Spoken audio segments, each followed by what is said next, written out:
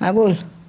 જય સચ્ચિદાનંદ. નિર્મળ, આ તમે કીધું કે આત્માના બધા આવરણ દૂર થાય પછી 2, 4, 10, 15 આડો ને કેટલા જન્મ પછી આત્મા મોક્ષે જાય. એવું મેં ક્યારે કહ્યું? ને તો ક્યારે જાય આત્મા મોક્ષ?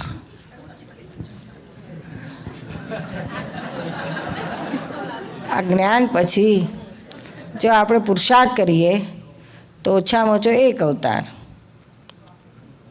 ઓકે. આપણે કેટલું દોડીએ એના ઉપર આધાર છે. ઓછામાં ઓછો એક અવતાર થાય, બહુ ઉતારે 3 થાય.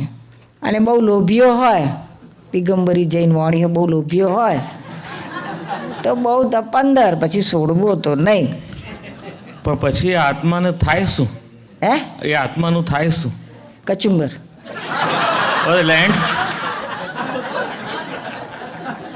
એટલે પછી કશું લાઈફમાં રહે જ નહીં.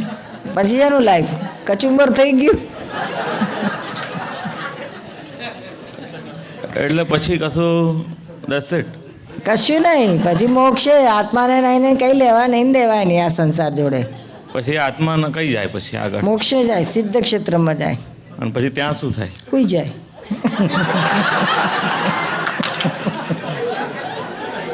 એટલે આપણે મરવું તો પડે જ.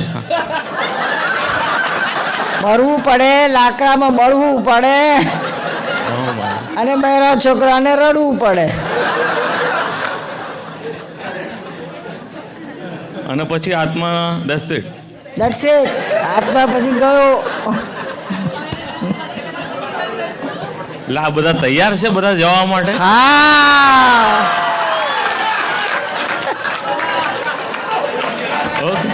તારો બાપો બહુ તૈયાર છે. ક્યાં ગયો? ક્યાં છે? આ રહ્યો. તારો બાપ બહુ તૈયાર છે. ખબર નહીં, હું તૈયાર નથી હજુ. આપણે વાંધો નહીં, આપણે બૈરી તૈયાર છે તાર મન લાકડી લઈને. જો એ તું તારે રહેવું છે કે જવું છે? લે તે નહીં રહે તાર મન. તું એકલો નમાલ મુંડો પડી રહે છે. ના એટલે મને એમ થાય આગળ કશું ના હોય તો ભાઈ જવાની જરૂર શું?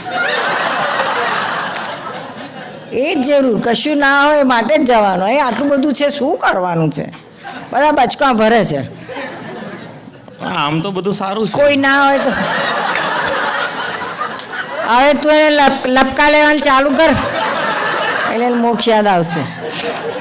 જય સચિદાનંદ.